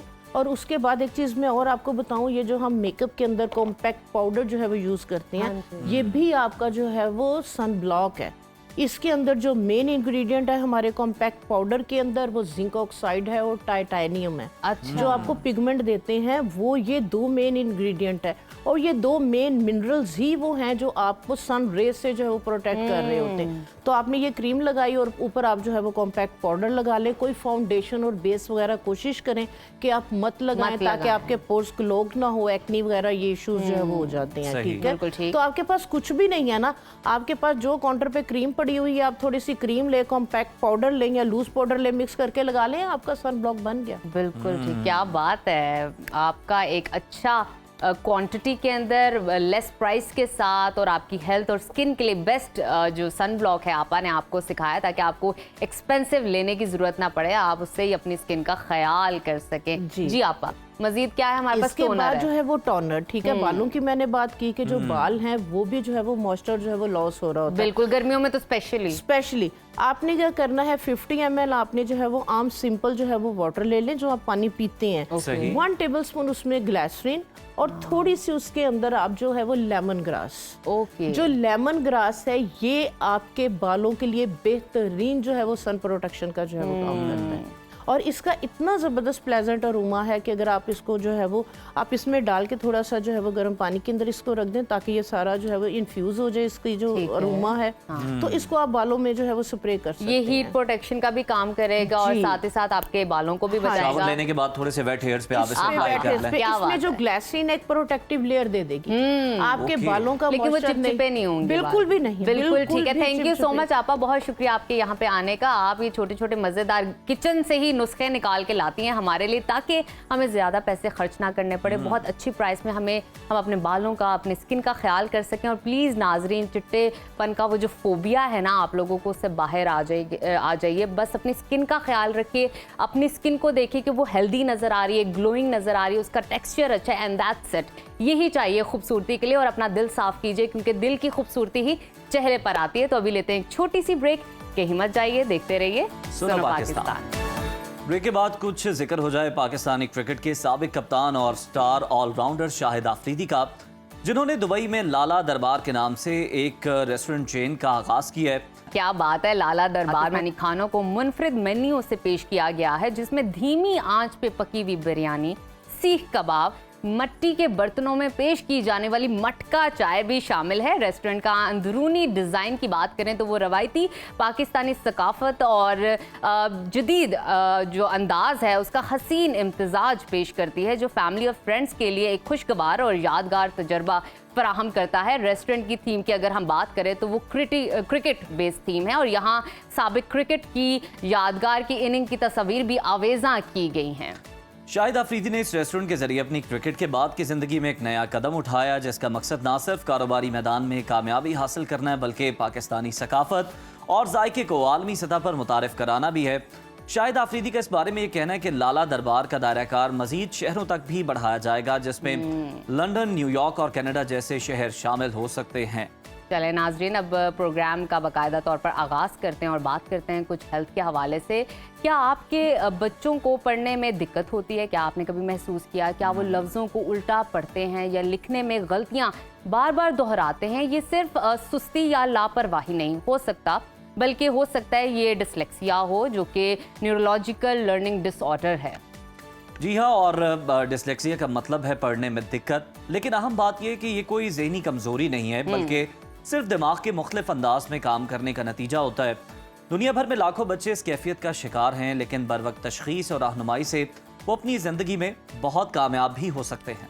MIT मीडिया लैब की एक जो तहकीक है, हालिया तहकीक, उसके मुताबिक डिसलेक्सिया के शिकार बच्चों में क्रिएटिव थिंकिंग, इसके साथ साथ प्रॉब्लम सॉल्विंग और 3D आइडियाज़ की जो पहचान करने की सलाहियतें होती हैं वो ज़्यादा होती हैं। इसके साथ साथ हमें ये देखने की ज़रूरत है इन बच्चों को ट्रीट कैसे हमने करना है। क्या हमने इन बच्चों को इनकी हकीकी सलाहियतों से पहचानना है या अमूमन इनको गलतियाँ ये जो कर रहे होते हैं उसका दबाव इन पर बनाना है, इनको डांट डपट करनी है? इस पर बात करने के लिए इन तमाम पॉइंटर्स पर आज हम बात करेंगे और इस वक्त हमारे साथ मौजूद हैं child development expert doctor Afaf मंजूर साहिबा। Welcome to Suno Pakistan. Doctor साहिबा, ये बड़ा ही अहम मसला है। ये बच्चों के साथ कंपैरेटिव स्टडीज़ जब स्टार्ट होती हैं तो उस बच्चे ने इतने नंबर ले लिए, इसके कम है, कैसे कम है। हम ये नहीं देखते कि किसी बच्चे में क्या सलाहियत है और फिर पहचानने की हमें भी सकत नहीं होती। किस तरह इस चीज़ को डिफ़ाइन करेंगी आप?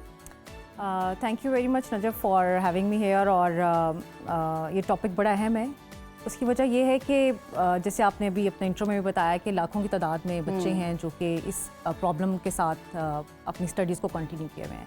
अनफॉर्चुनेटली पाकिस्तान में कोई बहुत अच्छा स्टैटिस्टिक्स इस पे अवेलेबल नहीं है, बट चाइल्ड एग्जिस्ट, मतलब बच्चे जो हैं वो एग्जिस्ट कर रहे हैं। और इसमें जो सबसे बड़ा इशू आता है वो ये होता है कि इसकी जो आइडेंटिफिकेशन है वो तब होती है जब बच्चा स्कूल में जाता है। बहुत सारी जो डिसेबिलिटीज़ हैं वो मोस्टली अर्ली एज में आइडेंटिफाई हो जाती हैं, लेकिन ये डिसेबिलिटी या ये जो प्रॉब्लम है ये बेसिकली जब बच्चा स्कूल में जाता है और उसकी स्कूल की लर्निंग स्टार्ट होती है और ख़ास तौर पे ग्रेड 1-2 तक पहुंचता है तो फिर ये प्रॉब्लम बहुत ज़्यादा क्लियर हो जाती है। और उसमें भी फिर प्रॉब्लम वहाँ पे ये आती है कि राइट आइडेंटिफिकेशन नहीं होती, पता नहीं चलता कि रूट कॉज क्या है प्रॉब्लम को पता चलता है लापरवाह है, सुस्ती दिखा रहा है, इस बच्चे को आता कुछ नहीं, इसका ध्यान नहीं है, फोकस नहीं है, अटेंशन नहीं देता है। जैसे आपने कहा कि डांट डपट होती है, टीचर्स कहते हैं कि ये निकम्मा है, वालिदैन कहते हैं कि शायद ये तवज्जो, क्योंकि बच्चा बाकी सब कुछ तो ठीक कर रहा है, इसमें ना तो बच्चे का कोई IQ का प्रॉब्लम है, ना उसके साथ कोई और फिजिकल डिसेबिलिटी है, उसकी विजन भी ठीक है, उसकी हियरिंग भी ठीक है। लेबल कर देते हैं उसे ना कि इसका लेथार्जिक एटीट्यूड है, तो उसको आमतौर पे निकम्मा, नालायक, ढीठ जैसे अल्फाज दे के उसकी पर्सनैलिटी को ही ख़राब कर दिया जाता है। और जो थोड़े से बेहतर पढ़े लिखे वालिदैन हैं या थोड़ा सा बेहतर तबका है वो तो किसी ना किसी तरह से बच्चों की स्टडीज़ को कंटिन्यू रखते हैं, लेकिन बहुत सारे जो हमारे लोअर मिडिल क्लास या आप कह लेंगे पॉवर्टी लाइन में हैं या बहुत सारे सरकारी स्कूलों में बच्चे जा रहे हैं वो तो ड्रॉप आउट हो जाते हैं इसी स्टेज पे, बहुत अर्ली एज में, कि ये बच्चे पढ़ते ही नहीं है, ये पढ़ नहीं सकता, इसके पढ़ने की काबिलियत नहीं, हाँ इसको कोई काम सिखा दो वो ये कर लेगा लेकिन ये पढ़ नहीं सकता। अब वो रीज़न क्या है पीछे? वो रीज़न है पीछे उसकी लर्निंग डिसेबिलिटी। लर्निंग डिसेबिलिटी में कई टाइप्स हैं जिसमें कि dyslexia is the most common type. Dyslexia क्या है? जिसको बेसिकली रीडिंग डिसऑर्डर कहते हैं, ये पढ़ने में मुश्किल का दुश्वारी होना। अच्छा अब इसमें क्या होता है कि बच्चा मुख्तलिफ तरह से उसको दुश्वारी पेश आ रही होती है, या तो वो लफ्ज़ उसको समझ नहीं पाता, यानी विजुअल उसको अंडरस्टैंडिंग में प्रॉब्लम होती है कि जैसे आपने देखा होगा एक मूवी थी तारे ज़मीन पर, बिल्कुल, अगर वालिदैन ने वो मूवी देखी और मेरे ख्याल में वो बहुत फेमस मूवी है, ऑलमोस्ट दिखानी चाहिए और उसमें बहुत अच्छी अंडरस्टैंडिंग उन्होंने पूरा उस बच्चे की सारी हिस्ट्री के साथ बताया हुआ है। तो उसमें लफ्ज़ बाज़ बच्चे को ऊपर नीचे नज़र आते हैं, बाज़ ऐसे होता है कि वो बोलते हुए यानी रीड करते हुए उसको कुछ लफ्ज़ों को ओमिट कर जाता है। फॉर एग्जाम्पल जैसे दिस इज़ अ बैट, अब दिस अ बैट इज़ उसमें से ओमिट कर जाएगा, ए ओमिट कर जाएगा। बाज़ अल्फ़ाबेट्स को वो चेंज कर देता है, जैसे टी को पी बोल देगा, डी को बी बोल देगा। तो जब वो बोलता ठीक नहीं है तो बाज़ उसको राइटिंग में भी प्रॉब्लम आती है। ठीक है, अब होता क्या है, प्रॉब्लम क्या होता है? सबसे बड़ा प्रॉब्लम वो ये होता है कि जब बच्चा क्लासरूम में रीडिंग नहीं कर पा रहा होता, टीचर की एक्सपेक्टेशन पे पूरा नहीं उतर रहा होता, तो क्लास में उसका मजाक उड़ता है, टीचर उसको प्रेशराइज करता है और वो साइकोलॉजिकली डिप्रेशन, स्ट्रेस में जाना शुरू होता है, आइसोलेशन का शिकार हो जाता है, बार बार की डांट डपट से जो है वो उकताहट का शिकार हो जाता है, कॉन्फिडेंस लो हो जाता है, सेल्फ एस्टीम बिल्कुल ख़त्म हो गई। ठीक है, अब वहाँ पे पेरेंट्स जो है ना उनका रोल बड़ा इंपॉर्टेंट है कि पेरेंट्स की अंडरस्टैंडिंग इस पर होनी चाहिए। अब इसकी कुछ मैं इब्तदाई इलामात भी बता देती हूँ, होती तो बच्चों में शुरू से हैं लेकिन वो हमें बज़ाहिर नज़र नहीं आ रही होती, या पेरेंट्स कहते हैं कि ये बच्चा है भी सीख जाएगा। अच्छा, क्योंकि इसमें थोड़ी सी ओरिएंटेशन की भी प्रॉब्लम होती है, तो आप देखें कुछ बच्चे जो हैं वो वैसे तो बड़ा कॉमन है ना, जैसे बच्चा जूता पहनता है तो लेफ्ट राइट का पता नहीं चलता, लेकिन इसकी एक स्पेसिफिक एज है, आमतौर पे 2-2.5 साल तक का बच्चा जो है ना वो इस तरह की हरकत करता है, 3 साल में वो इतना मैच्योर हो जाता है उसको लेफ्ट और राइट का पता लग जाता है। ठीक है, ये बच्चे बाजुकात 5-6-7 साल के भी होके लेफ्ट एंड राइट उल्टा पहन रहे होते हैं। ठीक है, कपड़े पहनते हुए इनका लेफ्ट राइट जो है वो बाजू आगे पीछे हो गए। ठीक है, ऑर्गेनाइज करते हुए चीज़ों को अपनी शेल्फ में या अपनी बुक्स को या लिखते हुए मुश्किल हो जाता है। अब लिखने में भी बाज़ बात ऐसे होता है कि इट्स नॉट ओनली कि वो रीडिंग, अब रीडिंग का बहुत ताल्लुक है कंप्रीहेंशन के साथ। कंप्रीहेंशन क्या है? समझने की सलाहियत। जब वो रीडिंग ठीक से नहीं करते तो कंप्रीहेंशन भी ठीक नहीं हो पाती, यानी अंडरस्टैंडिंग ठीक नहीं हो पाती, उसका कॉन्सेप्ट बिल्ड नहीं हो पाता, प्रिसाइज नहीं कर पाते, फिर कम्युनिकेट भी नहीं कर पाते। फिर जब वो उनकी वो सारी चीज़ें ठीक नहीं होती हैं तो फिर एक्सप्रेशन बहुत मैटर करता है कि वो एक्सप्रेस नहीं कर पाते हैं और वो फिर सारी मुश्किलात का शिकार होते हैं। डॉक्टर साहब ये बताइएगा कि डिस्लेक्सिया का ताल्लुक रहनुमाई करें हम सबकी जहानत या फिर IQ लेवल से है, और क्या ये हकीकत है कि इस तरह के जो लोग होते हैं ये बहुत ज़्यादा तख्लीकी होते हैं और इस तरह की बहुत सारी मिसालें भी दी जाती हैं? बिल्कुल बिल्कुल। अच्छा, इसमें यह है कि सबसे पहली तो चीज़ जो हमें DSM-5 एक डायग्नोस्टिक मैनुअल है जो कि सारा क्राइटेरिया हमें बताता है मुख्तलिफ न्यूरोलॉजिकल डिसऑर्डर के। ठीक है, तो न्यूरोलॉजिकल डिसऑर्डर का मतलब ये है कि ये ब्रेन के कुछ चेंजेस हैं, ब्रेन के कुछ पार्ट्स हैं वो मुख्तलिफ तरह से काम कर रहे हैं, उनमें कुछ प्रॉब्लम है और ये अर्ली एज में ही जो है इसका ऑनसेट होता है और मोस्टली ये जेनेटिक भी है। अच्छा। यानी फैमिलीज़ में ट्रैवल करता है। अगर आपके पेरेंट्स में या आपके ग्रैंड पेरेंट्स में ये है तो बहुत चांसेस हैं कि ये बच्चों में ट्रैवल करेगा। बहुत हद तक होता है, बहुत कम है। रिसर्च ये बताती है कि माँ के पेट में जब बच्चा होता है, यानी प्रेगनेंसी के दौरान कोई ऐसा मसला हो जाए या बहुत अर्ली एज में बहुत हाई फीवर या मेनिंजाइटिस जैसी कोई सिचुएशन हो जाए, तो उसमें कोई ऐसी प्रॉब्लम हो सकती है कि वहाँ पे ये आ जाए। Otherwise it's mostly genetic. अब जैसे आपने कहा कि IQ, तो मैं आपको ये बता रही थी कि जो DSM-5 का क्राइटेरिया वो ये बताता है कि इसमें कोई भी IQ की डेफिशिएंसी नहीं होती है। अच्छा। IQ is average to normal, जैसे कि बाकी तमाम बच्चों का होता है वैसा ही होता है। और यही वजह है कि वो बच्चा बाकी तमाम मामलात में रीजनिंग ठीक कर रहा होता है, लेकिन कुछ उसको पढ़ने में सिर्फ प्रॉब्लम आ रही होती है। दूसरी बात यह है कि जब हम इसको डिस्क्रिमिनेट करते हैं बाकी डिसऑर्डर्स के साथ, तो हम इस चीज़ का ख्याल रखते हैं कि उसको कोई और प्रॉब्लम तो नहीं है, यानी कोई ADHD का मसला तो नहीं है, ऑटिज़म का मसला तो नहीं है, कोई और न्यूरोलॉजिकल डिसऑर्डर तो नहीं है, कोई हेयरिंग का प्रॉब्लम तो नहीं है, विजन का तो नहीं है। ये सब चीज़ें ना हो और फिर उसको सिर्फ पढ़ने में प्रॉब्लम आ रही हो, तो इसका मतलब है कि वो डिसलेक्सिया है। बिल्कुल ठीक। बड़े बेहतरीन अंदाज में डॉक्टर साहबा आपने डिफरेंशिएट हमें करके बताया कि क्या है डिसलेक्सिया। मैं मज़ीद जानना चाहूँगी, इस डिज़ीज़ के शिकार जो बच्चे होते हैं उनकी किस तरह हमें तरबियत करनी चाहिए, वालिदैन को उन्हें ट्रीट कैसे करना चाहिए? आपने बता तो दिया ये सिम्टम्स हैं और ये डेफिनेशन है इस बीमारी की, लेकिन अब वालिदैन पे क्या पाबंदी आयद होती है? किस तरह इस बच्चे को लेकर चलें, किस तरह इसकी तरबियत करें, इसको अंडरस्टैंड कैसे करें? अच्छा, सबसे पहले चीज़ तो ये है कि मैं पेरेंट्स को ये बताना चाहती हूँ कि इसमें कोई खौफ करने की बात नहीं है। ये कोई ऐसा डिसऑर्डर नहीं है कि जिसमें आपको बहुत ज़्यादा मेडिकल ट्रीटमेंट की ज़रूरत है या आपको मेडिकेशन करनी है। इसकी मेडिकेशन नहीं है और कोई ज़रूरत भी नहीं होती मेडिकेशन की इसमें, ठीक है। पहली बात ये कि सिर्फ तब आपको ज़रूरत पड़ती है कि अगर बच्चे का कोई साइकोलॉजिकल कोई बहुत हेल्थ ख़राब हो चुकी हो या उसके अंदर बहुत ज़्यादा इरिटेशन या ADHD का वो शिकार हो जाए साथ में, because of mismanagement at early age. यानी अगर आप बच्चे की एड्रेस नीड्स को एड्रेस नहीं करेंगे, उसको अंडरस्टैंड नहीं करेंगे, ऑफ कोर्स उसके अंदर चिड़चिड़ापन, उकताहट और ये सब चीज़ें आएंगी। तो अगर कोई ऐसी कंडीशन आती है वहाँ आप सिर्फ मेडिकेशन करेंगे, अदरवाइज इसकी मेडिकेशन नहीं है। अब करना क्या है? बहुत सारे तरीके हैं, बहुत सारी स्ट्रैटेजीज़ हैं, लेकिन मैं 3 ऐसे मेथड्स बता देती हूँ जो कि पेरेंट्स घर में भी कर सकते हैं और जो इनके टीचर्स हैं वो भी कर सकते हैं। उसमें सबसे पहली चीज़ ये है कि इनको मल्टी सेंसरी लर्निंग अपॉर्चुनिटीज़ दी जाएँ। मल्टी सेंसरी लर्निंग अपॉर्चुनिटीज़ का मतलब ये है कि एक तरीका ये है कि आप सिर्फ रीडिंग किताब से पढ़ा रहे हैं। दूसरा ये है कि आप इनको जिसमें विजन के कब इस्तेमाल कर सकें, हेयरिंग का इस्तेमाल भी हो सके, जैसे कि आमतौर पे आप किसी कार्टून के थ्रू, किसी वीडियो के थ्रू या टेक्टाइल मेथड के थ्रू इनको डायरेक्ट एंगेज करके मल्टी डायमेंशनल चीज़ों के साथ आप इन्हें सिखा सकते हैं। ठीक है। दूसरा तरीका ये है कि इनका टास्क एनालिसिस किया जाए। टास्क एनालिसिस का मतलब ये है कि कोई भी बड़ा टास्क आप इन्हें सिखा रहे हैं उसको छोटे छोटे पार्ट्स में करके आप इनको सिखाएं, थोड़ा थोड़ा करके। ठीक है। तीसरा तरीका ये है जो कि बहुत आसान है, वो ये है कि आप इनके लिए प्रैक्टिस करवाएं। यानी जो चीज़ें भी हैं उनको मल्टी प्रैक्टिस, यानी अगेन एंड अगेन रेपिटिशंस करवाएं। इसको हम रेमेडियल प्रैक्टिस भी कहते हैं।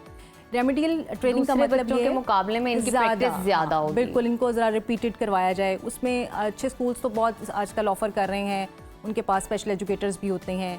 और पेरेंट्स को ये चाहिए कि रेपिटिशन, यानी एक्स्ट्रा प्रैक्टिस जिसको आप कहते हैं। अच्छा। जिस एरिया में वो वीक है, जिस सब्जेक्ट में वो वीक है, जो उसको रीडिंग की प्रॉब्लम है, उसमें वो करवाएं।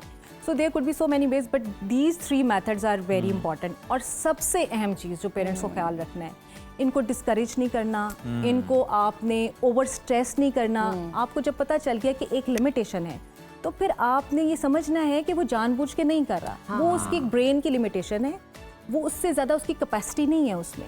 ठीक है, तो आप उसको साइकोलॉजिकली डिप्रेस नहीं करें, उसको ओवरबर्डन हो जाए ना उनके साथ, उस बच्चे पे कोई दबाव क्रिएट करें। दबाव क्रिएट नहीं करना। इनको इनकी जितनी भी तख्लीकी सलाहियतें अगर आप करना चाहते हैं, एनकरेजमेंट इज वेरी इंपॉर्टेंट। तख्लीकी सलाहियतों में जैसे आपने इनका बताया, क्रिएटिव थिंकिंग बहुत है, फिर इनकी विजुअल थिंकिंग बहुत है। बिल्कुल, यानी 3D dimensional. Thank you so much doctor Afaq, बहुत शुक्रिया आपके यहाँ पर आने का, और मजीद इसको इन डिटेल डिस्कस करेंगे कमिंग प्रोग्राम में। तो नाजरीन, इस तरह के बच्चों को ट्रीटमेंट उनका टोटली डिफरेंट होना चाहिए, प्यार मोहब्बत के साथ और इनकरेजमेंट के साथ। तो ये था आज का प्रोग्राम, उम्मीद है आपको पसंद आया होगा। अपने फीडबैक से आगाह कीजिएगा और आज के दिन के लिए दीजिए हमें इजाज़त। अल्लाह हाफ़िज़।